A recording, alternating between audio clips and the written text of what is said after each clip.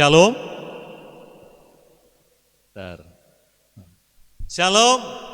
Puji nama Tuhan, pada sore hari ini kita boleh bersama-sama berkumpul di rumah yang kudus ini, yang telah Tuhan tetapkan buat kita semua ada. Oleh sebab itu mari kita akan bersama-sama bersukacita, bersorak-sorai, karena dengan kesaksian kita ada di tempat ini, menunjukkan dan membuktikan bahwa kita adalah orang-orang yang sudah menang. Amin. Saya mengundang Bapak Ibu Saudara untuk bangkit berdiri. Kita akan sama-sama menaikkan pujian. Sekarang telah tiba, haleluya, keselamatan buat kita semua, haleluya.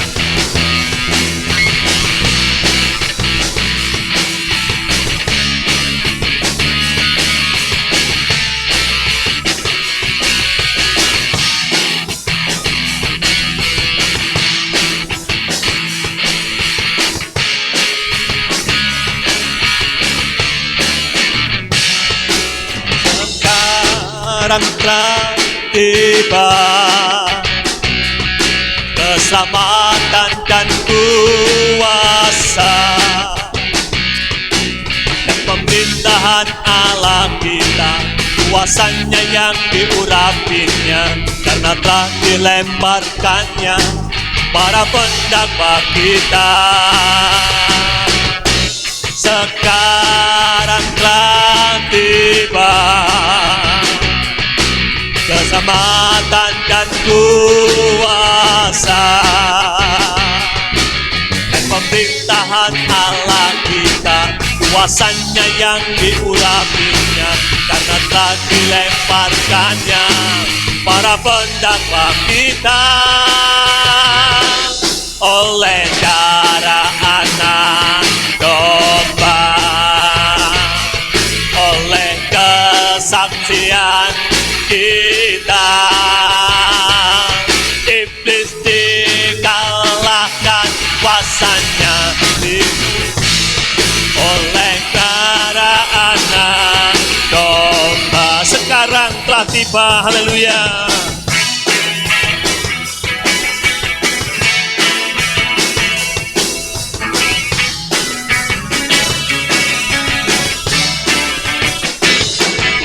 Sekarang telah tiba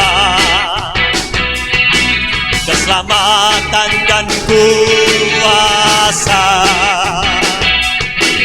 dan pemerintahan Allah kita, kuasanya yang diurapinya, karena telah dilemparkannya para pendakwa kita. Sekarang telah tiba keselamatan dan kuasa dan pemerintahan Allah kita, kuasanya yang diurapinya, karena telah dilemparkannya para pendakwa kita. Oleh darah anak domba, oleh kesaksian kita, iblis dikalahkan, kuasanya dihancurkan oleh darah anak domba. Oleh darah, amin, domba, oleh kesaksian kita, iblis dikalahkan, kuasanya dihancurkan oleh darah anak domba. Katakan, hanya oleh darah anak domba, amin. Domba, oleh kesaksian kita, iblis dikalahkan, kuasanya dihancurkan oleh darah anak domba. Oleh darah, amin, domba, oleh kesaksian kita, iblis dikalahkan, kuasanya dihancurkan oleh darah anak domba, oleh darah anak domba, oleh darah anak domba. Haleluya, terpujilah namamu Tuhan. Haleluya, haleluya, haleluya. Ya, karena pengorbanan dan darah Yesus tercurah buat kita semua, maka kita menang. Dan kita akan terbang lebih tinggi. Firman-Mu Tuhan, pelita bagi kakiku dan terang bagi jalanku. Haleluya.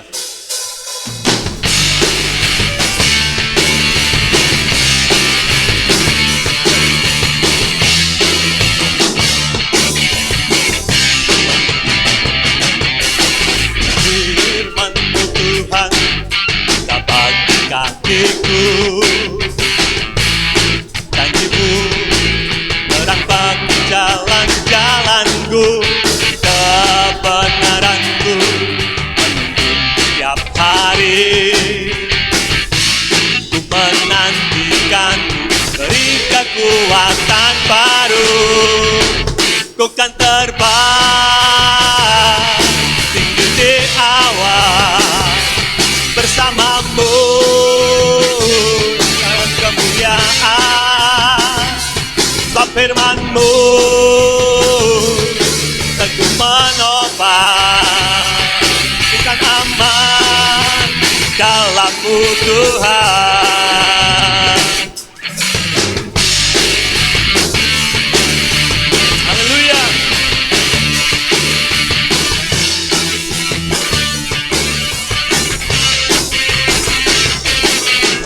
Firman-Mu Tuhan, bagi kakiku, janji-Mu terang bagi jalan-jalanku, kebenaran-Mu menuntun setiap hari. Menantikan, beri kekuatan baru. Ku kan terbang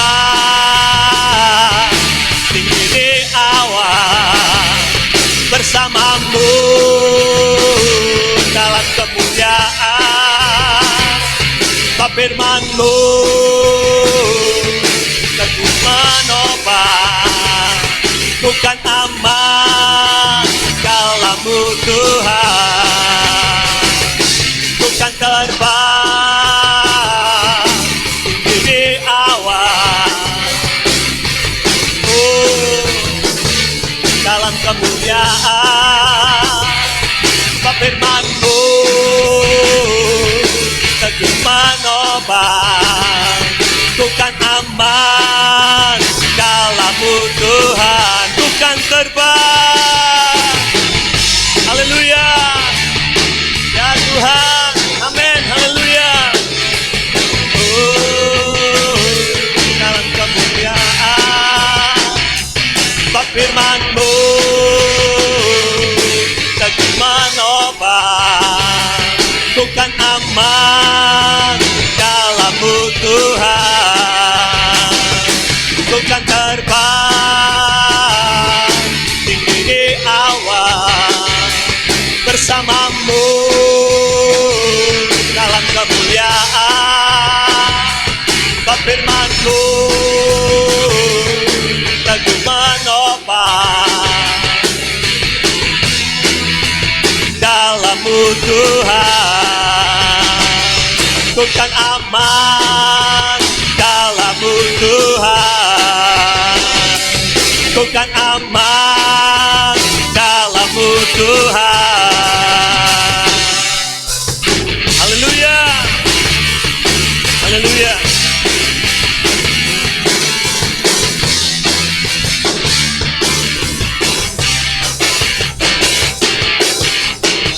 Haleluya, haleluya, haleluya. Luar biasa. Kita akan dibawa terbang lebih tinggi lagi dan mengalami hal-hal yang luar biasa bersama dengan Tuhan kita Yesus Kristus. Firman-Nya selalu menopang kita. Firman-Nya selalu meneguhkan kehidupan kita sehingga kita tidak takut lagi dengan keadaan yang terjadi.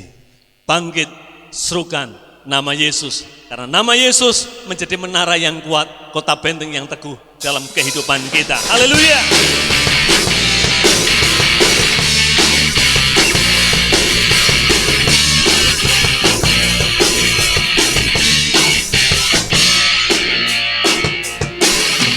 Bangkit, serukan nama Yesus. Maju, nyatakan kuasanya. Kita buat iblis berbentar, kalahkan tipu dayanya dengan kuasa namanya. Bangkit, serukan nama Yesus. Maju, nyatakan kuasanya. Kita buat iblis berbentar, kalahkan tipu dayanya dengan kuasa namanya. Nama Yesus, menara yang kuat. Nama Yesus, kota benteng yang teguh. Nama Yesus, kalahkan semua musuh. Nama Yesus di atas segalanya.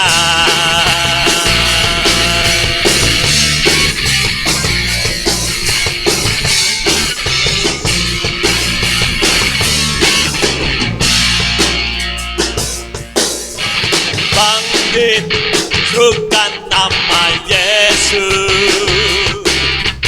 Maju, nyatakan kuasanya. Kita buat iblis berbentar, kalahkan tipu dayanya dengan kuasa namanya. Nama Yesus, menara yang kuat. Nama Yesus, kota benteng yang teguh. Nama Yesus, kalahkan semua musuh. Nama Yesus di atas segalanya. Nama Yesus, menara yang kuat. Nama Yesus, kota benteng yang teguh. Nama Yesus, kalahkan semua musuh.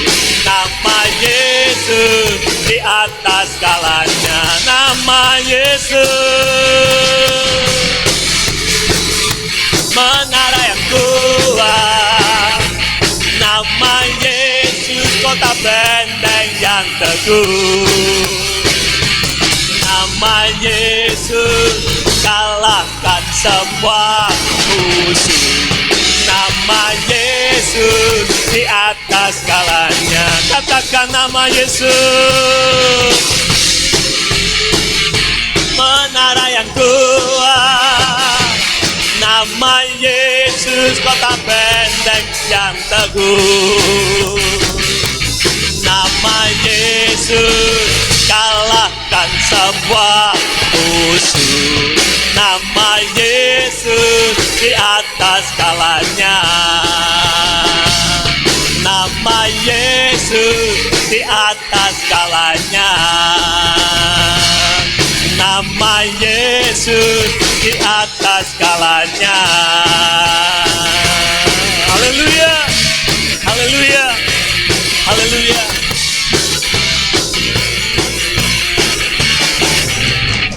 Haleluya, tepuk tangan buat Allah kita. Haleluya, haleluya, glory, haleluya. Kami persilakan duduk kembali.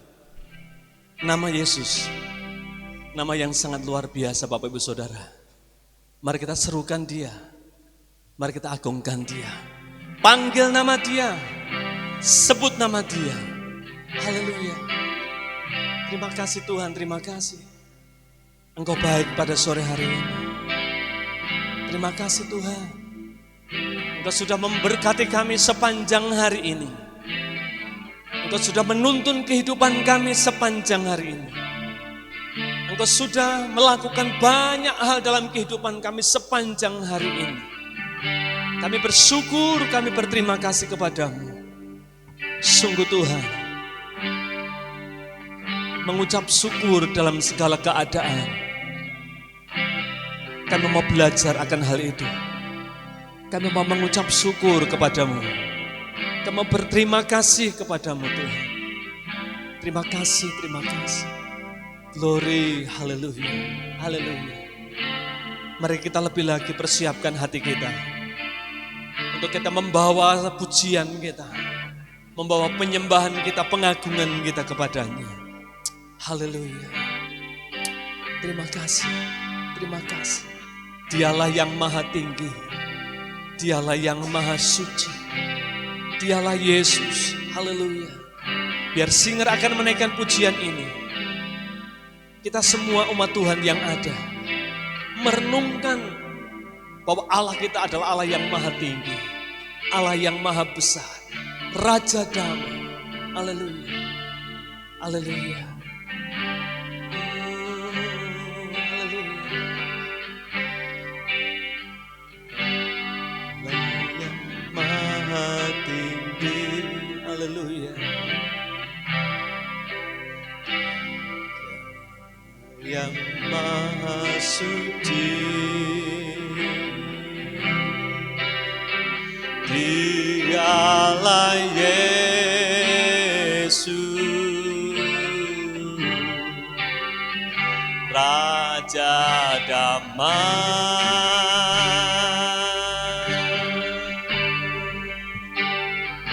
Dialah yang maha mulia,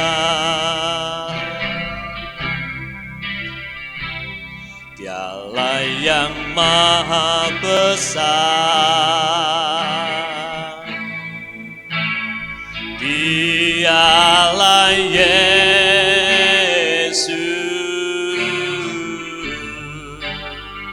luar biasa.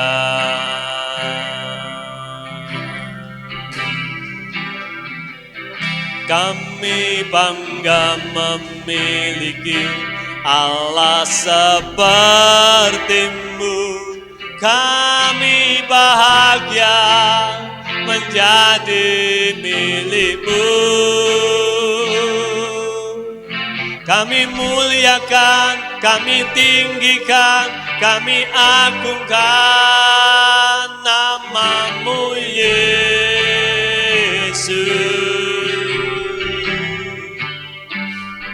Kami bangga memiliki Allah seperti-Mu, kami bahagia menjadi milik-Mu. Kami memuji, kami menyembah kepada-Mu Yesus.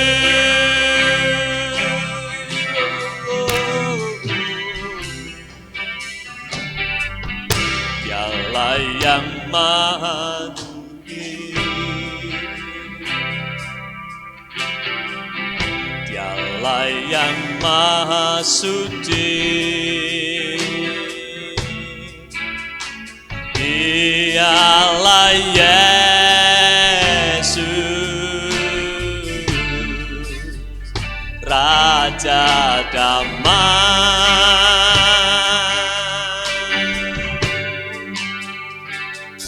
Dialah yang maha mulia, Dialah yang maha besar, Dialah Yesus, luar biasa.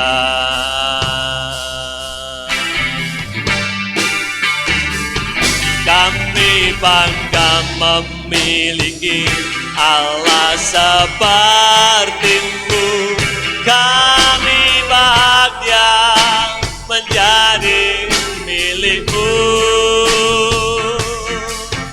Kami muliakan, kami tinggikan kami agungkan nama-Mu Yesus. Kami bangga memiliki Allah seperti-Mu. Kami bahagia menjadi milik-Mu.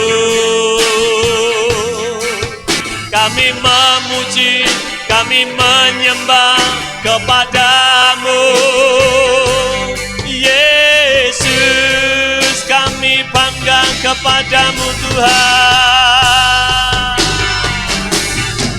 Haleluya.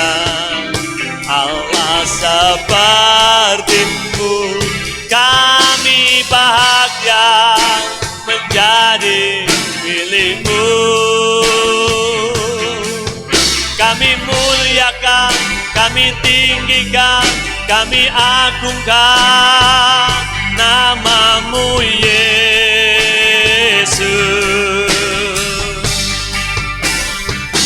Kami bangga memiliki Allah seperti-Mu.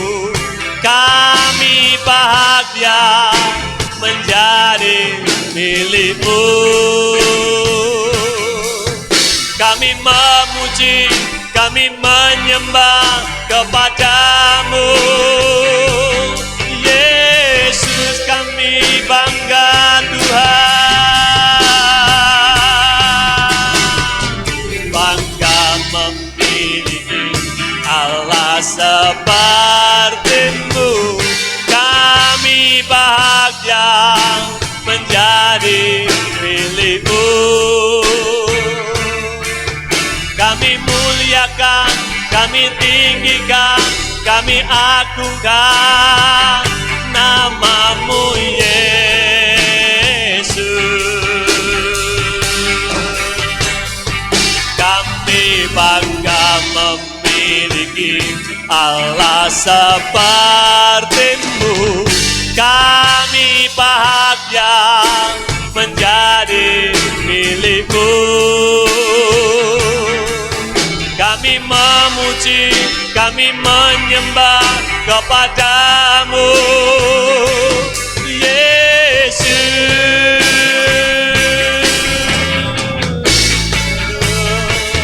Kami bangga memiliki Allah seperti-Mu. Kami bahagia menjadi milik-Mu.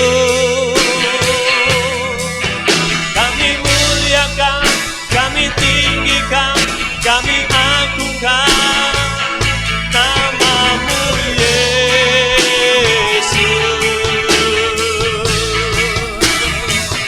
Kami bangga memiliki Allah seperti-Mu. Kami bahagia menjadi milik-Mu. Kami memuji, kami menyembah kepada-Mu Yesus. Kami memuji, kami menyembah kepada-Mu Yesus.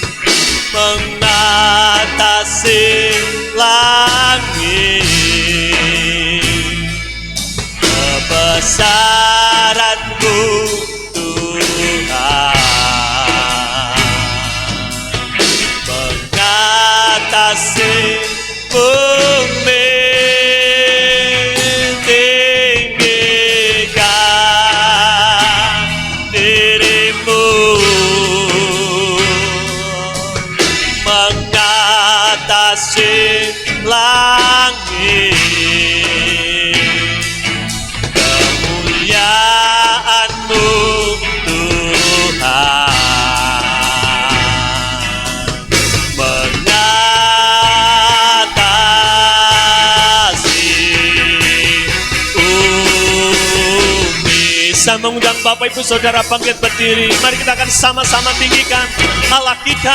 Haleluya. Ya, dirimu kami mau tinggikan Engkau Tuhan, mengatasi, haleluya, mengatasi langit dan kebesaran-Mu, mengatasi bumi, haleluya. Oh, ya Tuhan, haleluya. Oh, amin, haleluya.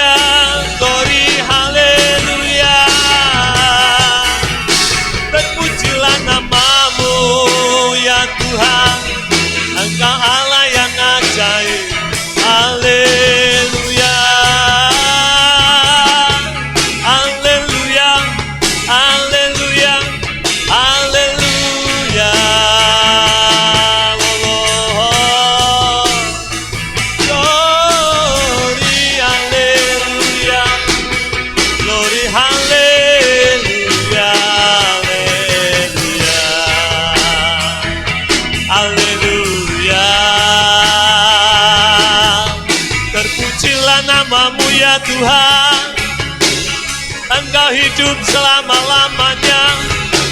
Kota benteng kami yang teguh, menara yang kuat, perlindungan kami, Yesus namanya.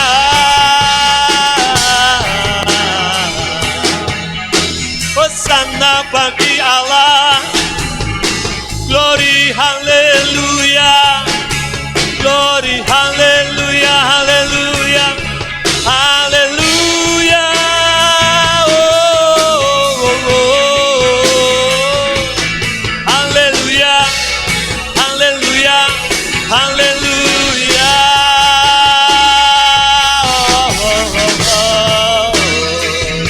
Sikinana namaya ralamaya sande. Kirala kaya tu sinamo.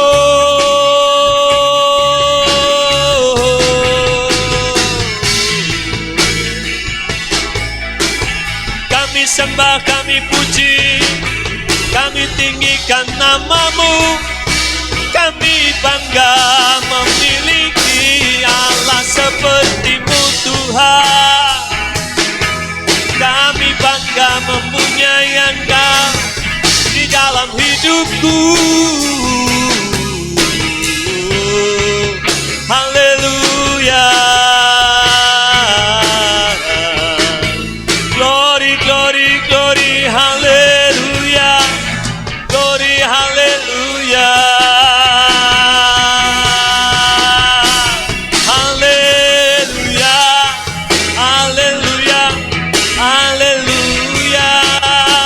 Serere nana namo. Kira la la la ma sekerere la la ma ya la la ma. Oh, haleluya. Sama kami Tuhan, lawat kami Tuhan, urapi kami Tuhan. Haleluya, haleluya.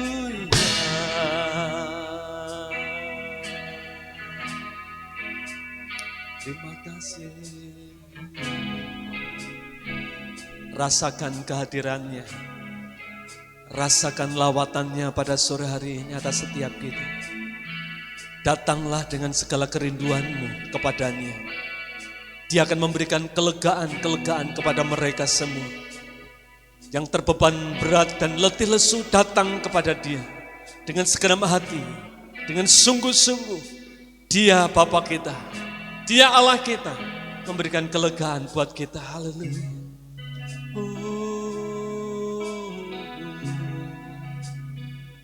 Haleluya, haleluya. Tinggikan dirimu mengatasi langit, kebesaran-Mu Tuhan, mengatasi bumi, tinggikan dirimu, mengatasi langit, kemuliaan-Mu Tuhan, mengatasi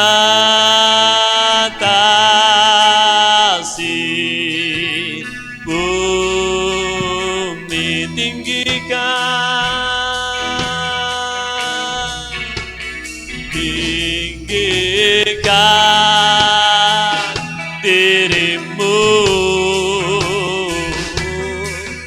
mengatasi langit,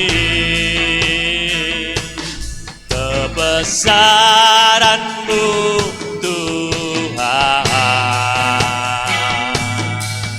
mengatasi bumi, tinggikan dirimu, mengatasi langit, kemuliaan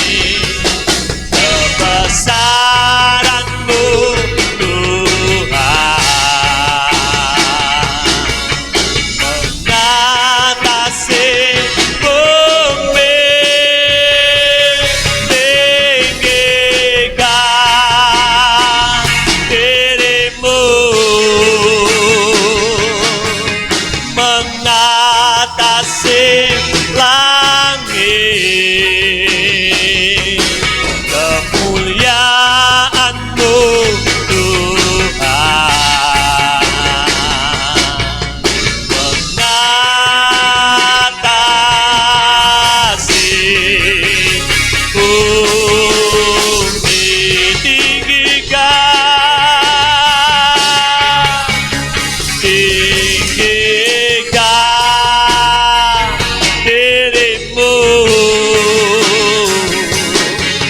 mengatasi langit. Amin. Tuhan, haleluya, haleluya. Oh, haleluya. Amin. Oh, haleluya. Waktu dan tempat kami serahkan kepada hambanya yang akan menyampaikan kebenaran firman Tuhan. Haleluya. Mengatasi langit, kemuliaan-Mu Tuhan, mengatasi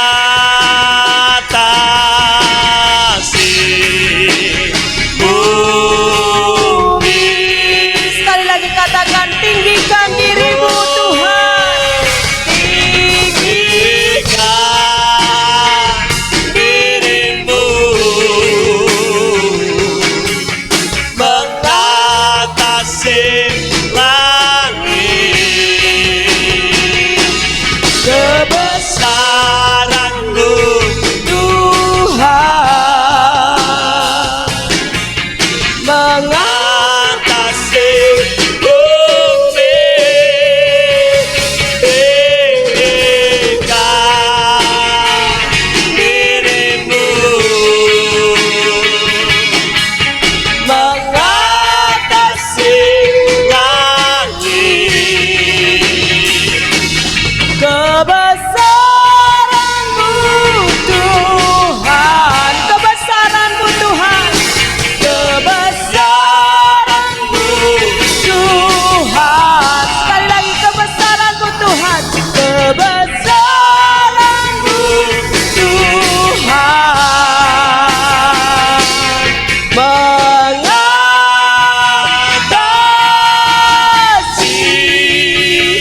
bumi.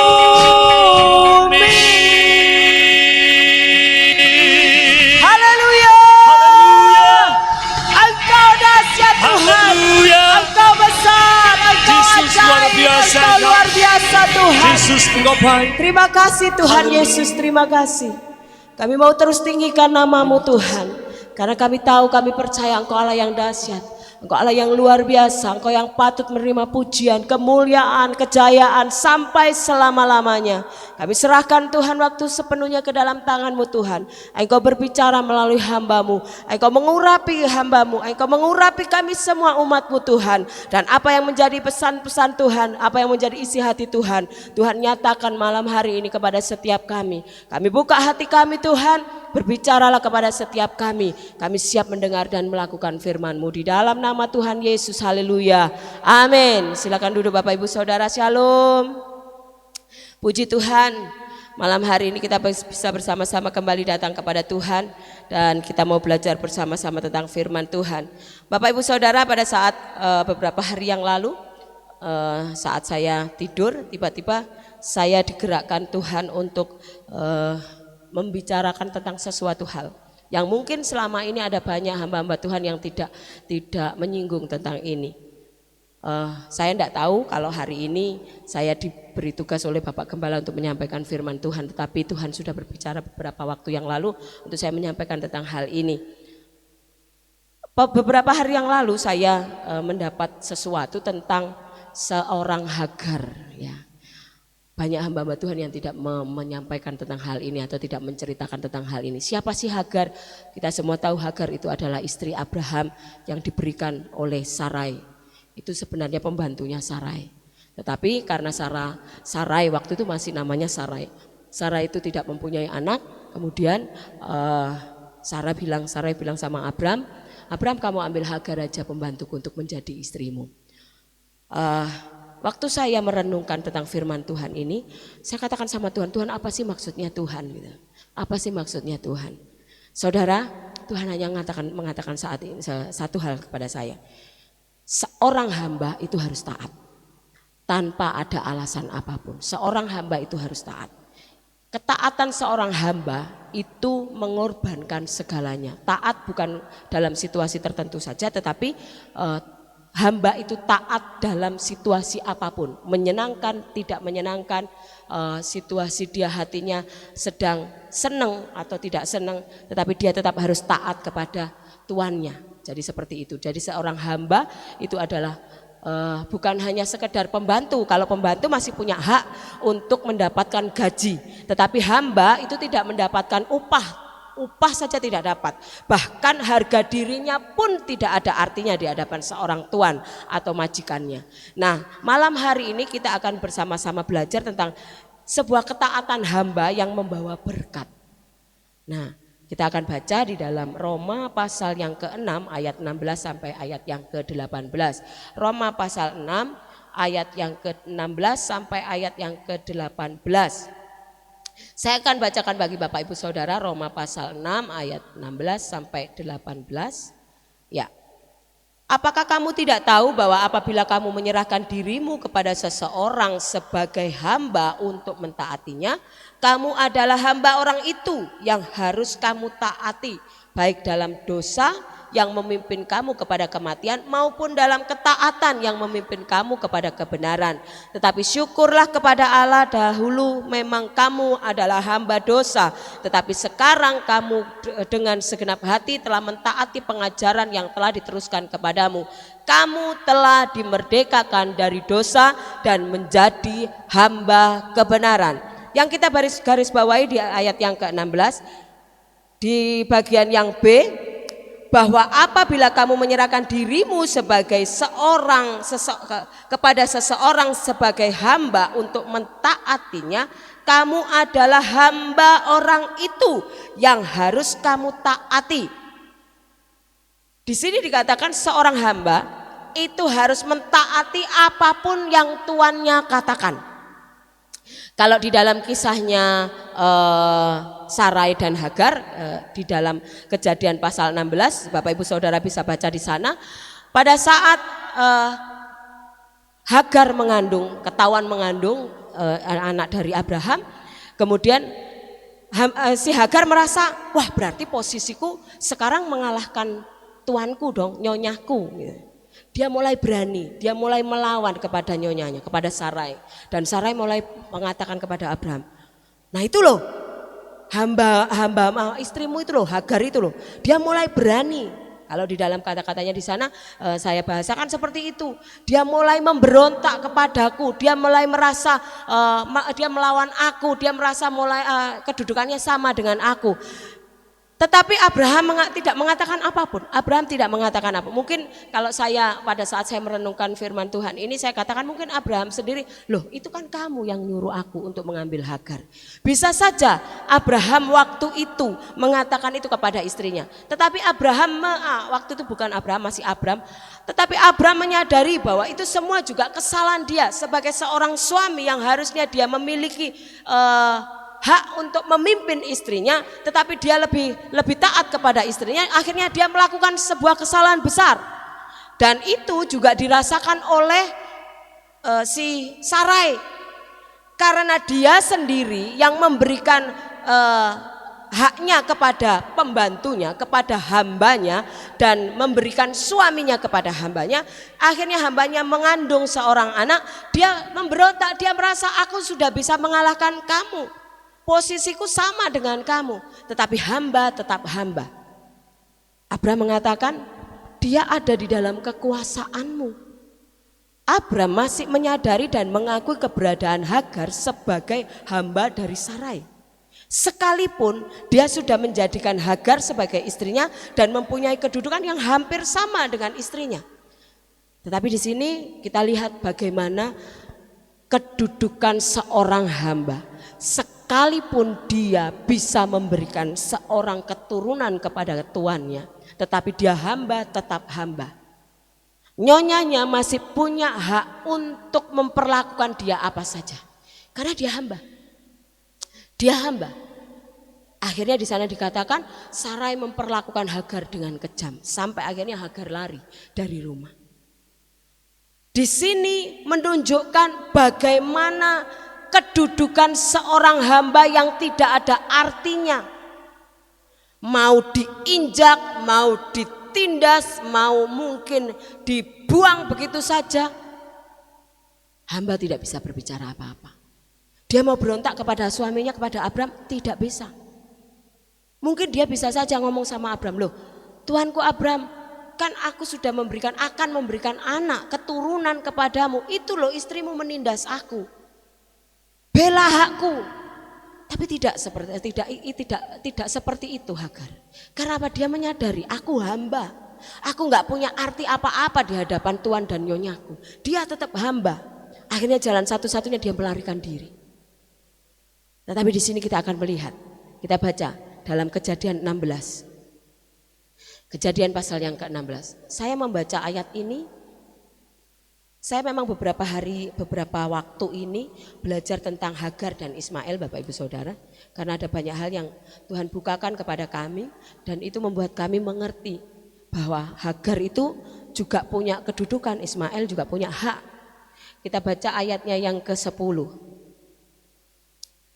Lagi kata malaikat Tuhan itu kepadanya, aku akan membuat, saya baca dulu dari yang sebelumnya.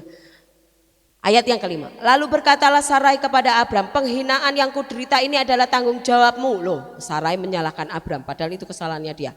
Aku yang memberikan hambaku ke pangkuanmu, tetapi baru saja ia tahu bahwa dia mengandung, dia memandang rendah akan aku. Tuhan kiranya yang menjadi hakim antara aku dan engkau. Kata Abram kepada Sarai, hambamu itu di bawah kekuasaanmu. Perbuatlah kepadanya apa yang kau pandang baik. Lalu Sarai menindas Hagar sehingga ia lari meninggalkan dia. Saya akan baca di terjemahan yang lain. Di sini dikatakan, maka Sarai, di firman Tuhan Allah yang hidup, maka Sarai berkata kepada Abram, semua ini salahmu. Sarai menyalahkan Abram, karena sekarang budak perempuanku itu menghina aku, walaupun akulah yang memberi dia kehormatan untuk menjadi istrimu. Kiranya Tuhan menghakimi engkau atas apa yang telah kau lakukan terhadap aku. Sarai masih menyalahkan Abram lagi. Perempuan itu, kata Abram, dikatakan di sana, perempuan itu ada di bawah kekuasaanmu. Perlakukanlah dia sebagaimana baiknya menurut pandanganmu. Saud Abram. Lalu Sarai bersikap kejam terhadap Hagar sehingga Hagar melarikan diri. Sarai yang melakukan kesalahan. Dia memutuskan untuk memberikan budaknya kepada Abram. Tetapi pada saat dia mengalami penderitaan, dia memberontak kepada suaminya dan katakan, nanti Tuhan yang berperkara. Di sana dikatakan kalau di terjemahan yang lain, Tuhan yang menghakimi engkau, bukan aku dan engkau. Kalau di terjemahan yang terbaru dikatakan Tuhan menjadi hakim. Tetapi di sini dikatakan Tuhan menghakimi engkau atas apa yang telah kau lakukan terhadap aku. Abram melakukan semuanya itu atas dasar permintaan Sarai. Tetapi pada saat Sarai ditindas, merasa tertindas karena Hagar mengandung, dia tidak terima. Tetapi inilah, Hagar tidak bisa berbuat apa-apa. Budak dikatakan dalam Roma tadi tidak bisa berbuat apa-apa. Budak itu hanya taat, budak itu hanya nurut, hamba itu hanya nurut kepada majikannya. Mau diperlakukan secara kejam, dia harus tetap nurut. Dikatakan dalam Roma, baik itu Tuhan yang membawa kamu kepada dosa ataupun Tuhan yang membawa kamu kepada kebaikan. Tuhan yang membawa kamu kepada kematian atau Tuhan yang akan membawa kamu ke hidup yang kekal. Dikatakan Rasul Paulus kepada jemaat di Roma demikian. Hamba tidak mempunyai hak atas hidupnya. Demikian juga kita. Kita sebagai orang-orang percaya, dulu kita adalah hamba dosa. Kita tidak bisa berbuat apa-apa. Bahkan kita sendiri berusaha melawan pun gak bisa. Ada seseorang yang mengatakan kepada saya seperti ini, saya itu sebenarnya kepengen bertobat, saya itu kepengen berubah, tapi rasanya gak bisa. Kebiasaan ini yang sudah saya lakukan berpuluh-puluh tahun, itu tidak bisa lepas begitu saja dari saya. Saya katakan, berarti kamu masih ada di dalam perhambaan dosa. Kalau memang kamu merasa kamu sudah ditebus oleh Tuhan, kamu sudah menjadi hamba kebenaran, kamu sudah ditebus oleh Kristus, ya sudah tinggalkan itu, kamu bisa. Asal kamu ada kemauan, asal kamu memang mau sungguh-sungguh bertobat, Tuhan pasti tolong. Karena siapa Tuhanmu sekarang? Tuhanmu yang sekarang bukan lagi dosa, Tuhanmu yang sekarang bukan lagi setan, bukan iblis, tetapi Tuhanmu yang sekarang adalah Kristus. Kristus sudah membayar lunas hidupmu dan kamu dibawa kepada sebuah kebenaran. Memang seperti kalau kita melihat kisahnya Hagar gak bisa apa-apa. Tetapi Hagar punya keputusan, dia lari. Nah kalau saat ini mungkin kita sedang terikat akan dosa. Jangan kemudian kita ya wes lah. Ayo lawan. Sampai di sana dikatakan, malaikat mengatakan di sana ayat yang ke-10, dan lagi kata malaikat Tuhan itu kepadanya, aku akan membuat sangat banyak keturunanmu sehingga tidak dapat dihitung karena banyaknya. Malaikat Tuhan mengatakan sebuah janji. Pada saat saya membaca ini, saya baca juga di dalam Kejadian pasal 22 ayat 17, ternyata Tuhan juga pernah memberikan janji itu kepada Abraham. Sama. Di sana dikatakan, maka aku akan memberkati engkau berlimpah-limpah dan membuat keturunanmu sangat banyak seperti bintang di langit dan seperti pasir di tepi laut. Janji yang hampir sama. Ismail, sekalipun dia anak dari seorang hamba, tapi Tuhan punya janji. Kita sebagai hamba, mungkin dulu pada saat kita menjadi hamba dosa, tidak ada janji Tuhan buat kita. Yang ada adalah kebinasaan.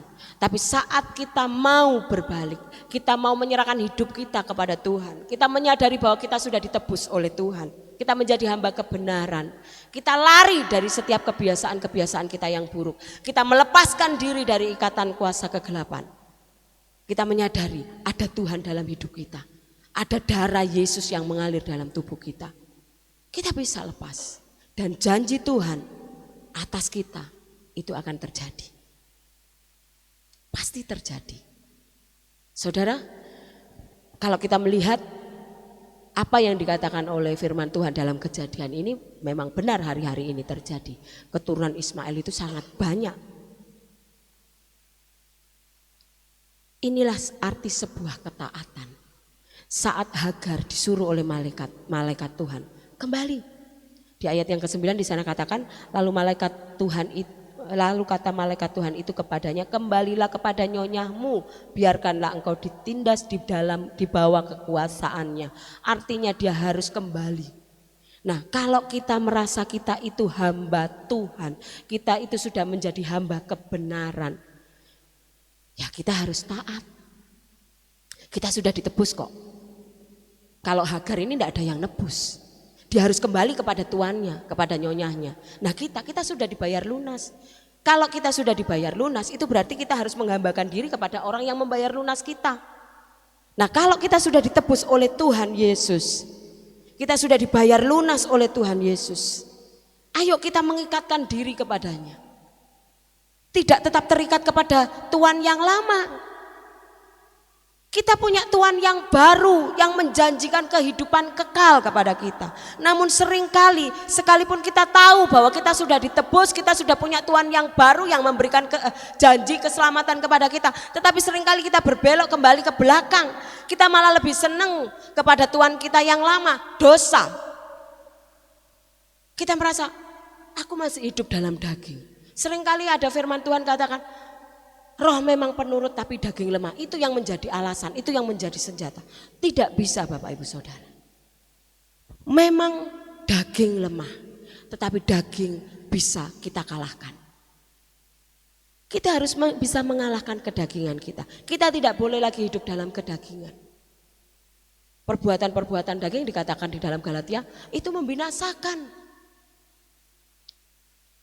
Kalau kita menyadari, aku punya Tuhan yang baru, aku punya Tuhan Yesus sebagai Tuanku, Dia yang sudah menebus aku, berarti aku sudah tidak menjadi hambanya setan, aku tidak lagi menjadi hambanya dosa.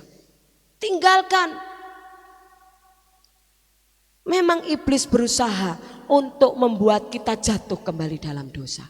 Memang iblis berusaha untuk merebut kita dari Tuhan Yesus. Tetapi kita punya kuasa. Kalau Tuhan sudah menebus kita, Tuhan memberikan semuanya atas kita, bahkan urapan kuasa diberikan kepada kita. Dikatakan dalam Injil Matius, kita bisa menginjak iblis. Kenapa kita mesti takut? Bukannya kita menginjak, kita malah ngikut. Seringkali kita malah ngikut. Bagaimana kita bisa menerima janji Tuhan?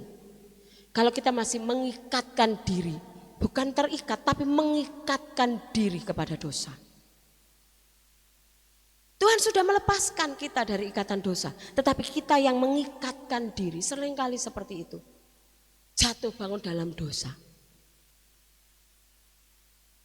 Penebusan Tuhan sekali untuk selamanya, itu memang benar. Tetapi kalau kita sudah tahu kebenaran dan kita melakukan dosa, penebusan itu tidak ada artinya, Bapak Ibu Saudara. Jadi jangan jadi seperti orang Israel, tegar tengkuk. Bangsa Israel itu sudah berpuluh-puluh kali melihat mujizat Tuhan yang dinyatakan atas mereka. Tetapi begitu juga pemberontakan yang mereka lakukan. Pada saat mereka mengalami masalah, mereka menginginkan sesuatu, mereka berteriak kepada Tuhan. Tuhan memberikan jalan keluar, Tuhan memberikan solusi kepada mereka. Tuhan memberkati mereka. Tetapi berulang kali juga pada saat mereka mengalami masalah, mereka kembali jatuh dalam dosa pemberontakan. Kita sebagai anak-anak Tuhan, kita tahu bahwa kita sudah ditebus oleh Tuhan. Jangan seperti bangsa Israel. Tuhan sendiri mengatakan engkau bangsa yang tegar tengkuk.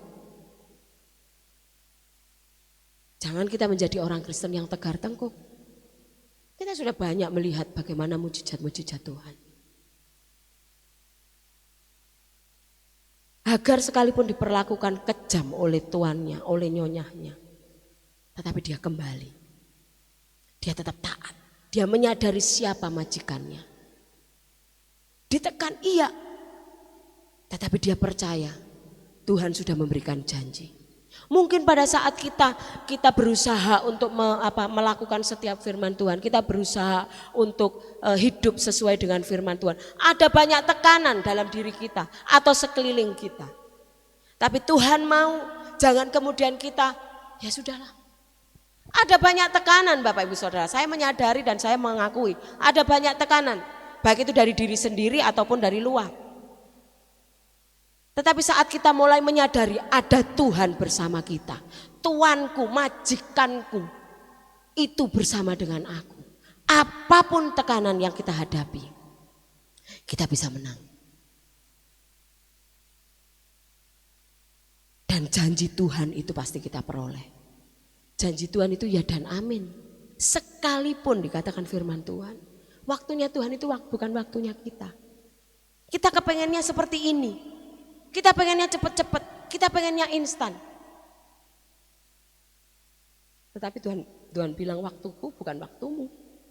Tuhan katakan, firman Tuhan katakan, kalau 1000 tahun di bumi itu bisa jadi 1 hari di surga.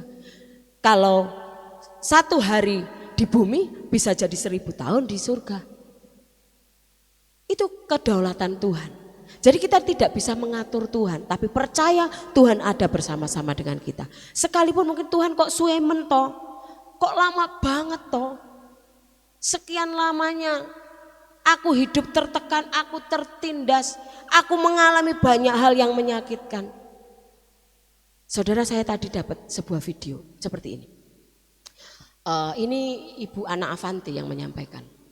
Jadi dia katakan demikian. Ada seseorang yang mengatakan, aku ini hidupku kok tertindas toh. Hidupku ini kok setiap hari ada masalah, kok nggak pernah lepas dari masalah. Tiap hari masalah ini belum selesai, datang lagi masalah yang lain. Masalah ini belum selesai, datang lagi masalah yang lain. Terus dia katakan, hidupku penuh dengan penderitaan. Ibu Ana Avanti katakan demikian. Berarti dia bukan orang yang bisa mengucap syukur. Orang yang bisa mengucap syukur tidak akan berkata seperti itu. Karena apa? Kalau ada penderitaan pasti ada penghiburan. Kalau ada kekurangan pasti ada kelimpahan. Cuman kadang-kadang kita melihat itu hanya dengan satu kacamata kita saja. Kita tidak pernah melihat setiap masalah, kita tidak pernah melihat setiap situasi dengan kacamatanya Tuhan. Kadang-kadang kita merasa nelongso, urepku loh, ketolo-tolo. Saya pernah dengar kata-kata itu beberapa tahun yang lalu. Dan saya katakan saya tidak pernah merasa hidup saya ketolo-tolo.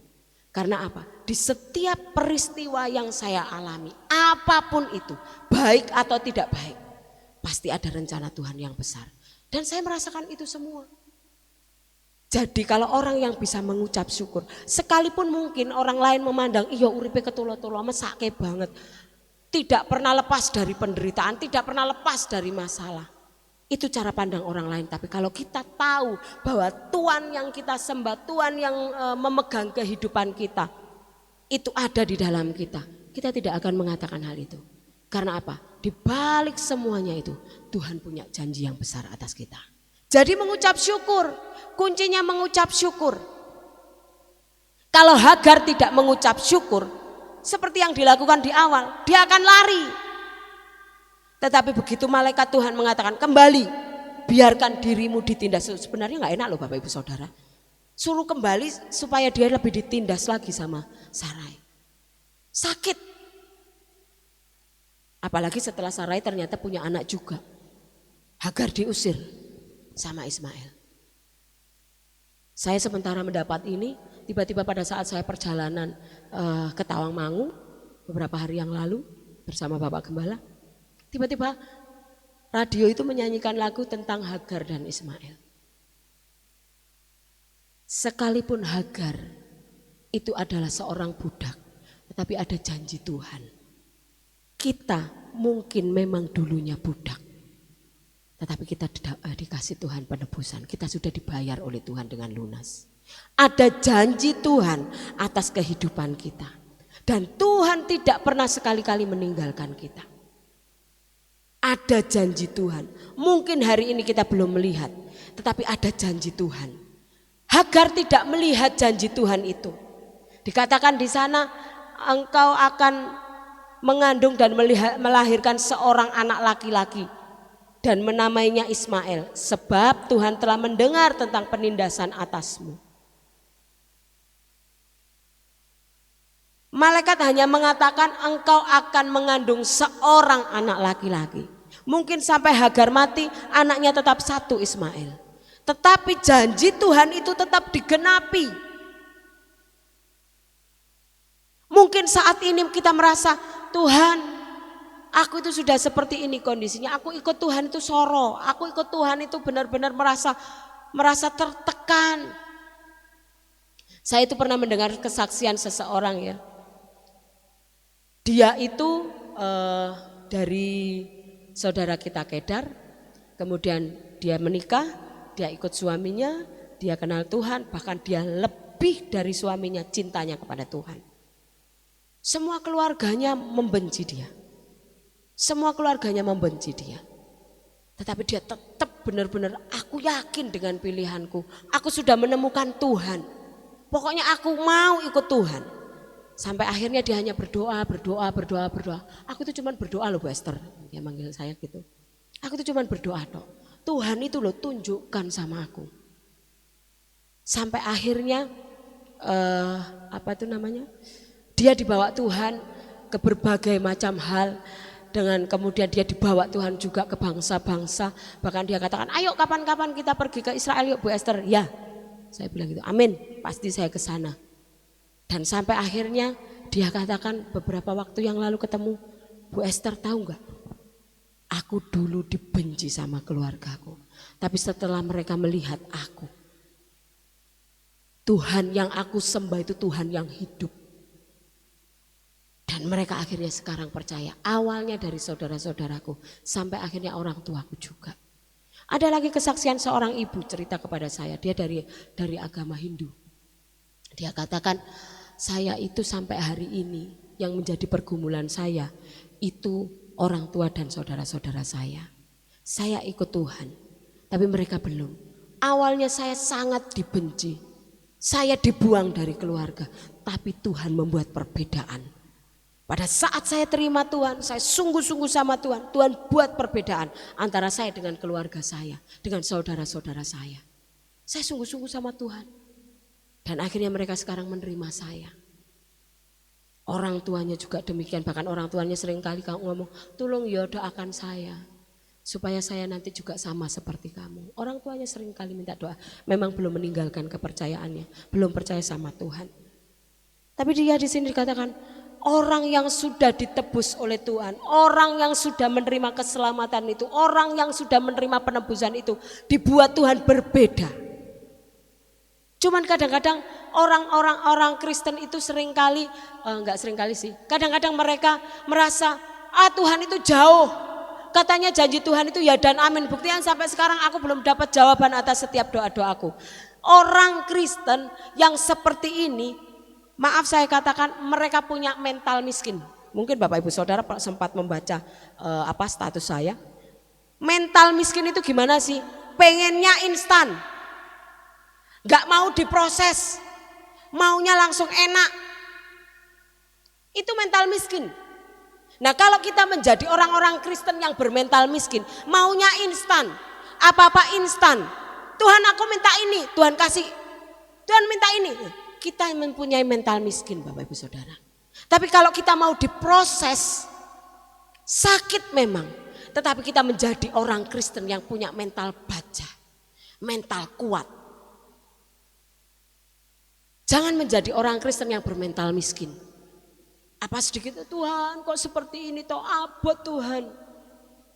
Kita boleh merasa berat. Tuhan berat.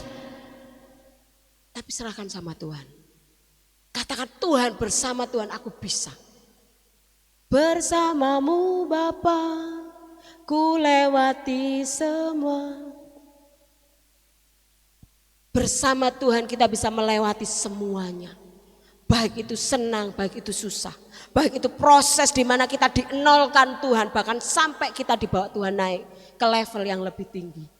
Kita tetap bersyukur. Kita bisa melewati proses kita. Kita akan menjadi orang-orang Kristen yang bermental baja. Bukan mental miskin. Itu kata Jack Ma.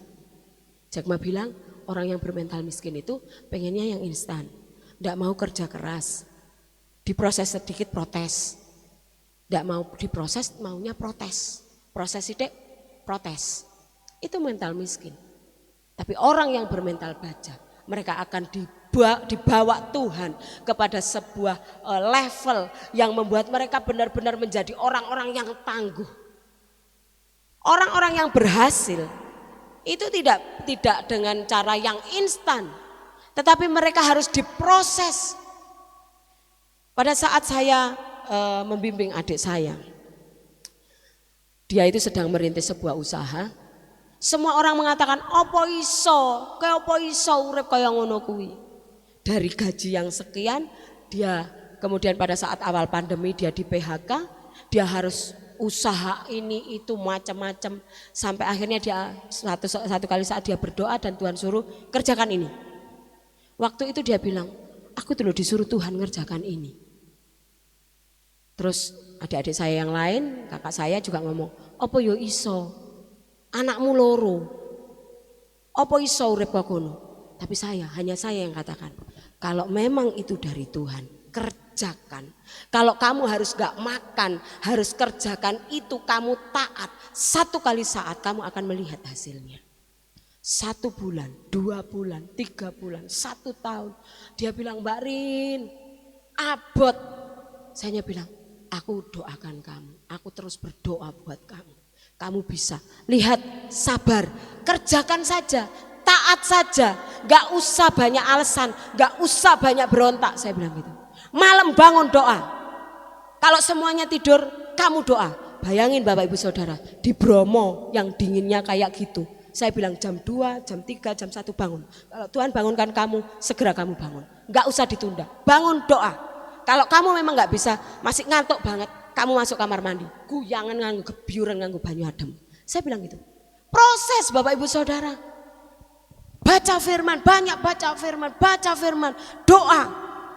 Saat kamu berdoa, aku di sini juga berdoa. Saya katakan demikian. Seringkali saya lihat, oh ya dia sudah bangun.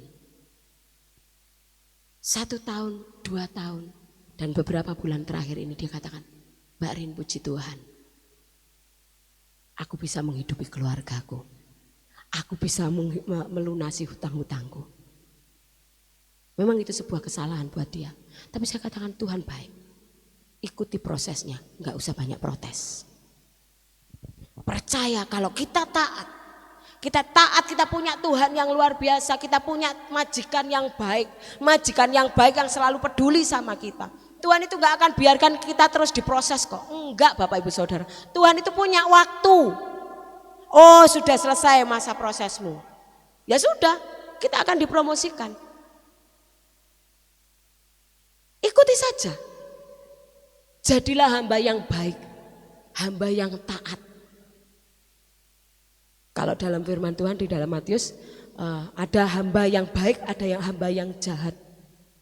Hamba yang jahat waktu dikatakan, ini aku berikan talenta kepadamu, aku akan pergi ke luar negeri. Beberapa waktu kemudian hamba yang baik juga demikian, dikasih talenta. Hamba yang baik mengembangkan talenta itu.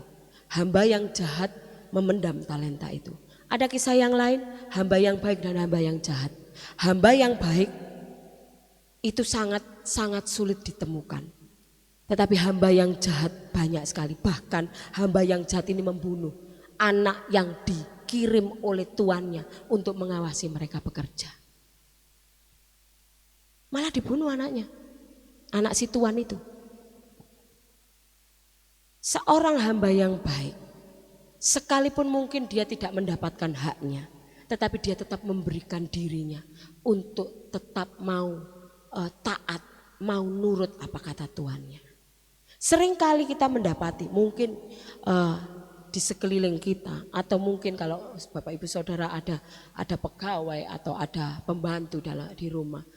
Kadang-kadang kita melihat pada saat kita tidak ada, mereka seenaknya sendiri. Saya dulu waktu anak-anak masih kecil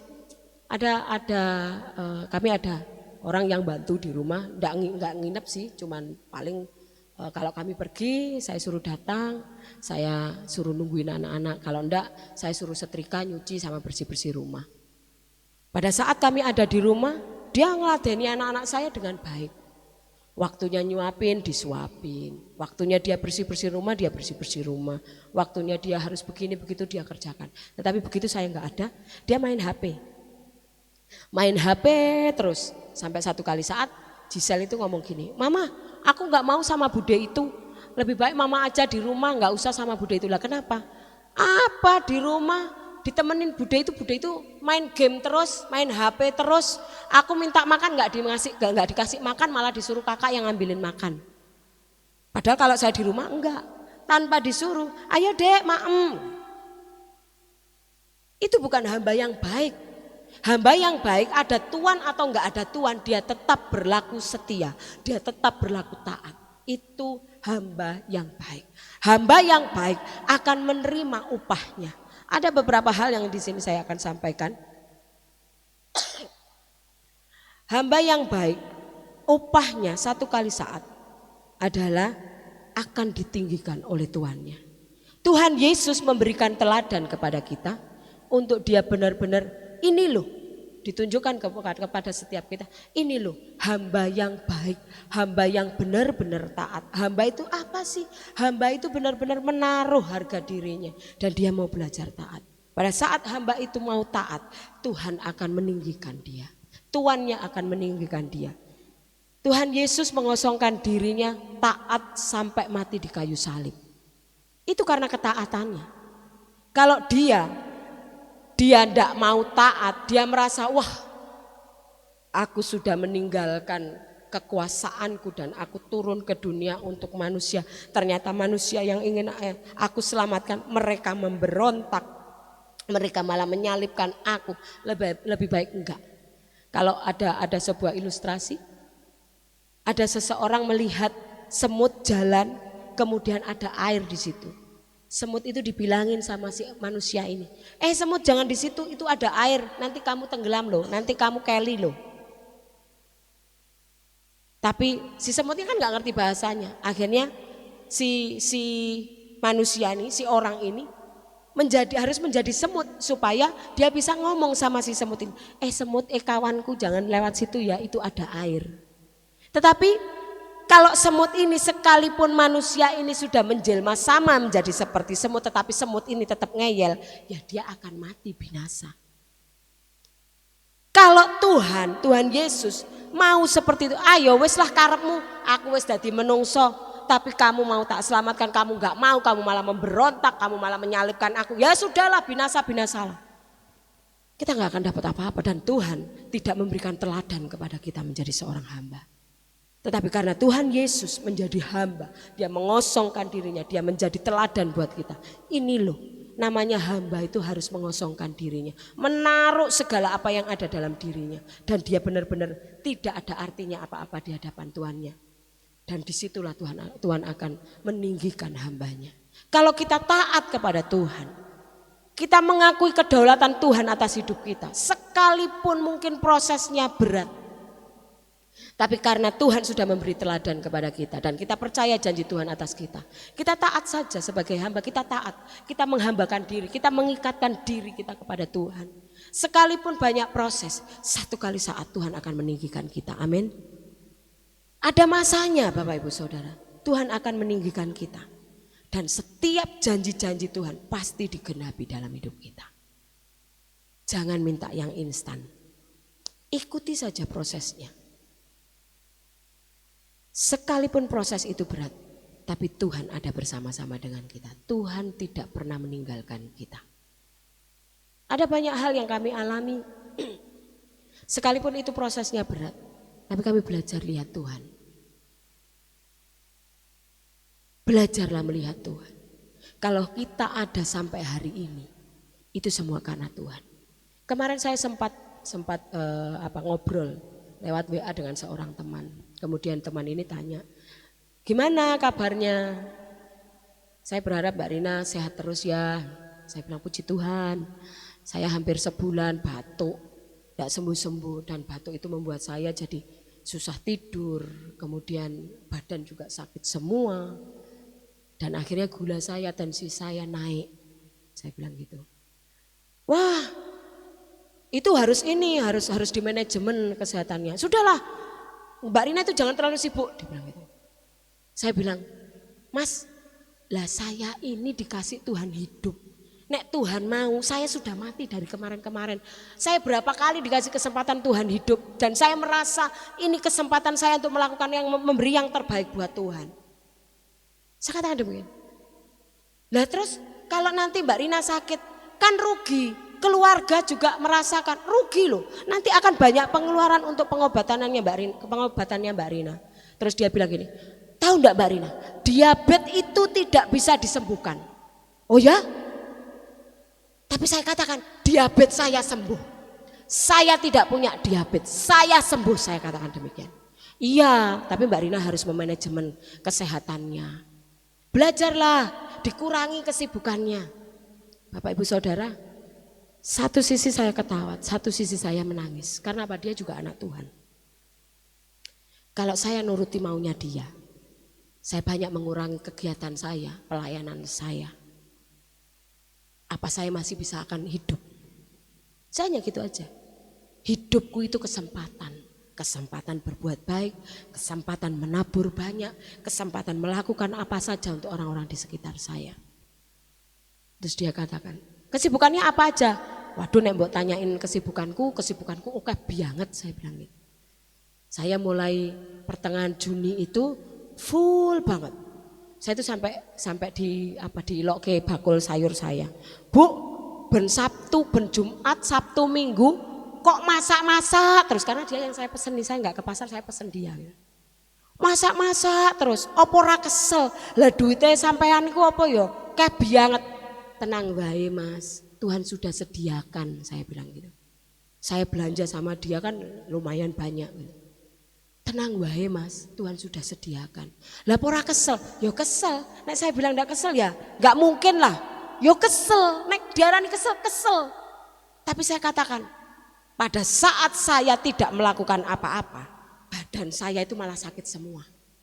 Tapi kalau saya sibuk mengerjakan segala sesuatu, ngeladeni wong akeh, saya malah sehat. Bener loh Bapak Ibu Saudara. Saya itu hari Rabu kemarin tuh batuk luar biasa. Tapi pada saat saya memimpin PPD, batuk batuk itu enggak sama sekali. Begitu selesai saya serahkan kepada Pak Erik, saya serahkan kepada Bapak Gembala, saya langsung batuk. Ini saya juga sebenarnya batuk luar biasa. Saya dari pagi itu badan saya sakit semua. Saya katakan, Tuhan, aku mau berserah. Aku belajar taat. Awalnya saya ngomong sama Pak Erik, aku ki awakku loro kabeh. Dari hari Senin itu saya sudah terasa badan saya sakit semua. Terus dipijet ke, aku kira seneng pijet. Nek pijet karo wong liya ora seneng, saya bilang gitu. Saya pernah dipijet orang malah saya sakit. Soalnya mijetnya rusuh banget. Nah, saya enggak pernah dipijet sama tukang pijet yang gitu itu. Aku malah loro kabeh. Saya dibelikan obat. Yang dulu saya minum obat itu sembuh, dibelikan lagi sama Pak Erik. Wes iki. Ternyata enggak sembuh. Saya bilang akhirnya saya sudah capek, obat saya hentikan, saya ngomong sama Pak Erik kemarin, golekno kembang blimbing wuluh. Saya semalam bisa tidur, tapi pagi badan saya sakit semua, dada saya sakit luar biasa. Saya hanya bilang, Tuhan, hari ini aku melayani Tuhan, hari ini juga suamiku harus melayani di Tawangmangu. Ada banyak pasangan-pasangan yang harus dilayani oleh hamba-Mu. Aku berarti harus berdiri di mimbar untuk menyampaikan pesan-Mu. Kasih kekuatan Tuhan. Sampai tadi siang saya merasakan, awakku kok loro kabeh. Saya pakai tidur tidak bisa. Sakit semua. Saya hanya bersyukur saja sama Tuhan. Saya bilang, Tuhan, selama khotbah sampai firman Tuhan selesai, sampai selesai ibadah, jangan batuk. Saya hanya minta gitu. Puji Tuhan. Saat kita taat, Tuhan dengar kita. Tuhan lakukan yang terbaik buat kita. Itu upah dari sebuah ketaatan. Tetapi kalau kita enggak taat, kita enggak akan terima janji Tuhan. Tuhan tidak akan meninggikan kita. Bahkan kalau kita tidak taat, Tuhan tidak akan dipermuliakan melalui kehidupan kita. Olehnya, mari kita belajar taat Bapak Ibu Saudara. Taat sekalipun itu hal kecil. Karena taat itu pasti ada upahnya. Apa upahnya? Itu porsinya buat Bapak Ibu Saudara masing-masing pribadi.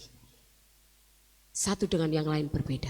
Tetapi arti sebuah ketaatan itu menghasilkan sebuah upah yang besar. Dalam hal apapun. Bukan hanya untuk pekerjaan Tuhan saja. Tetapi dalam hal yang lain. Ini untuk orang lain kok. Enggak. Tapi kalau Tuhan kita suruh kerjakan. Saudara tadi sore, ini kesaksian dan sekaligus menutup firman Tuhan malam hari ini. Tadi sore sebelum kami berangkat ke gereja, saya dengan Pak Erik, saya nunut Pak Erik tadi. Ada seseorang bawa roti. Saya itu kalau hari Minggu anak-anak itu sarapannya roti. Saya kasih tak cepai lah, saya cepai roti gitu. Sama entah susu, entah teh gitu, pokoknya ada di situ. Saya cepaki roti tawar, sukanya roti tawar anak-anak saya itu. Nah, pada saat saya sudah beli roti, tiba-tiba tadi sore waktu kami mau berangkat, ada orang datang ngetuk pintu gerbang. Teng. Bu, permisi. Iya, ada apa Mbak? Orangnya berjilbab. Ada apa Mbak? Bu, ini loh Bu, ada roti promo, roti merek ini. Ini juga sama loh Bu, dari ini yang bikinan roti ini, roti terkenal. Terus, aku sudah beli roti Mbak. Tenan, jujur, aku wis tuku roti. Bu, tolonglah Bu.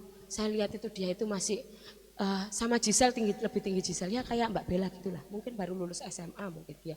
Jadi dia jadi sales gitu.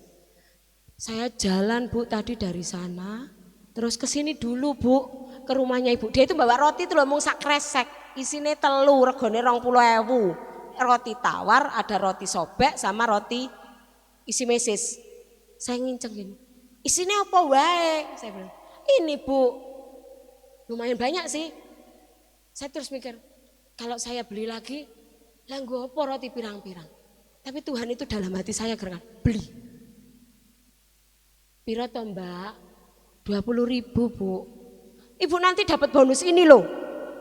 Ditunjukkan ada tempat apa itu, makanan segini buat Lita mungkin ya nanti ya.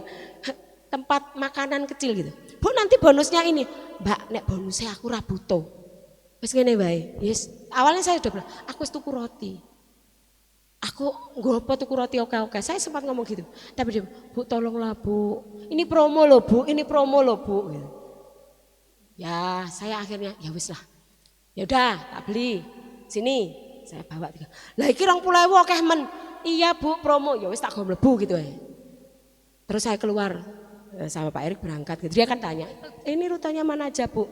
Ternyata saya bilang, "Ini dari sini belok kiri, nanti ada gang belakang. Nanti belok kanan, belok kiri, belok kiri, belok kiri. Nanti kalau mau ini, ya situ, ikut ono itu aja." "Ya, Bu." Terus saya keluar sama Pak Erik lewat jalur belakang. Di situ ada mobil si roti ini.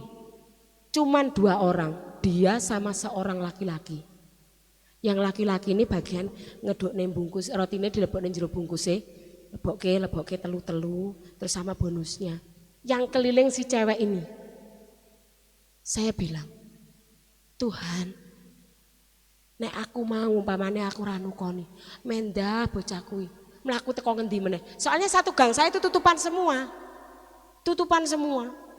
Kalau satu gang saya saja dari depan sampai belakang pojok kali itu lumayan jauh Bapak Ibu Saudara. Dia bawa untul-untul bawa cuman 1 plastik. Nanti kalau ini sudah laku balik lagi.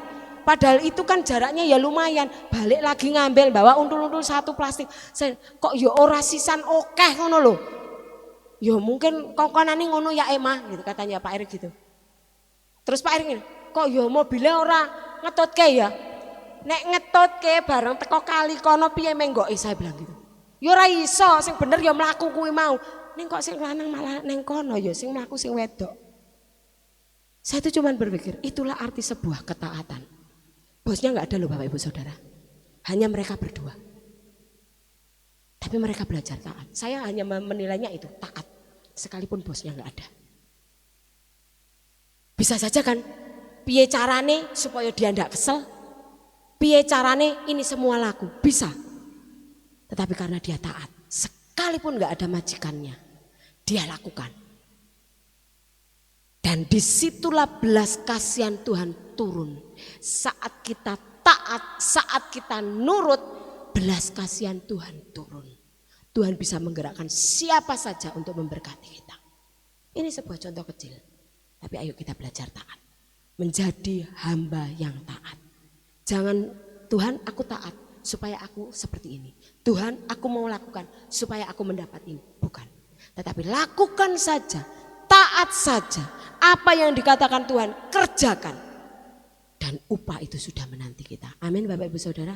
Mari kita sama-sama berdiri.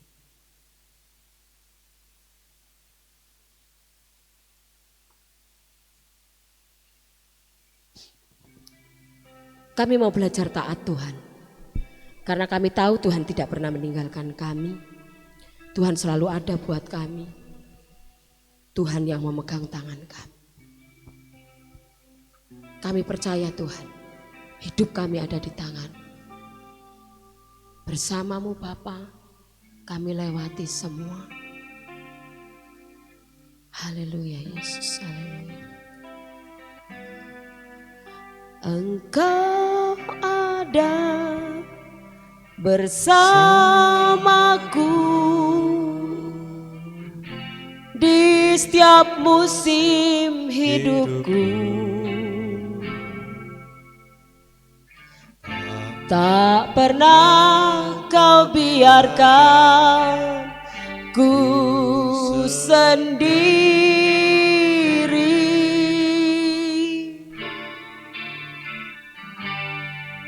Kekuatan di jiwaku adalah bersamamu. Tak pernah ku ragukan kasih-Mu. Lagi katakan, Engkau ada di setiap musim hidupku.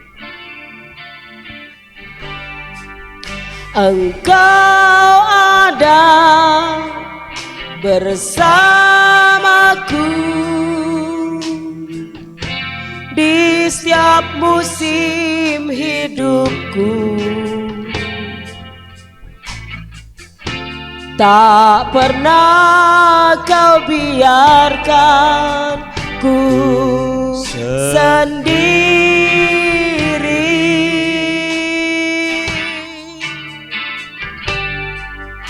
kekuatan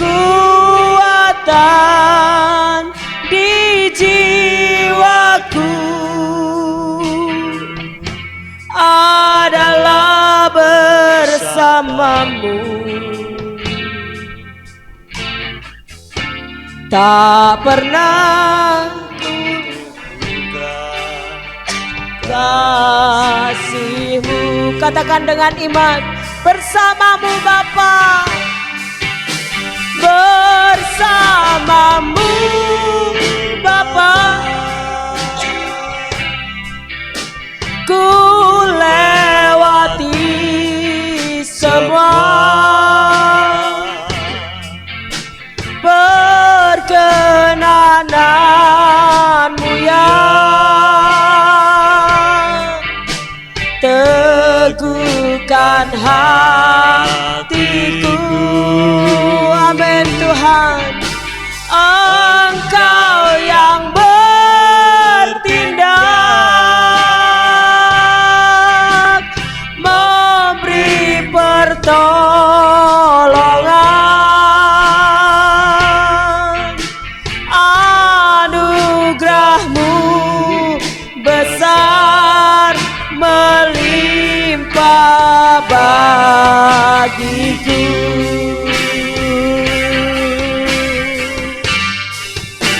Bersamamu Bapa,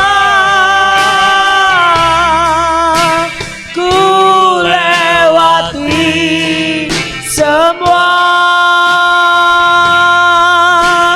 perkenananmu yang teguhkan hatiku.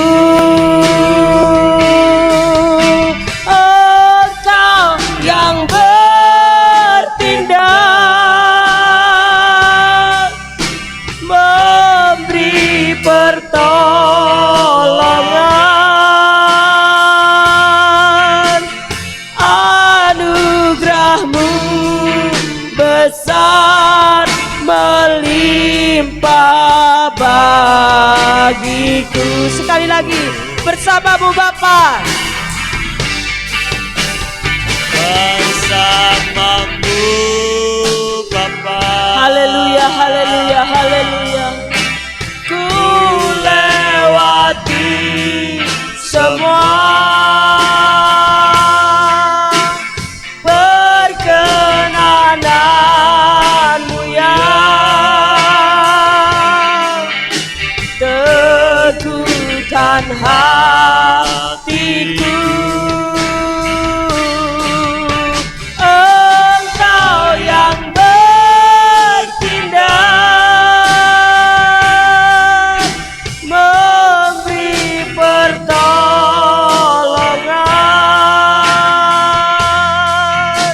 anugerah-Mu besar melimpah bagiku. Anugerah-Mu besar, anugerah-Mu besar melimpah bagiku. Anugerah-Mu besar, anugerah-Mu besar melimpah bagiku.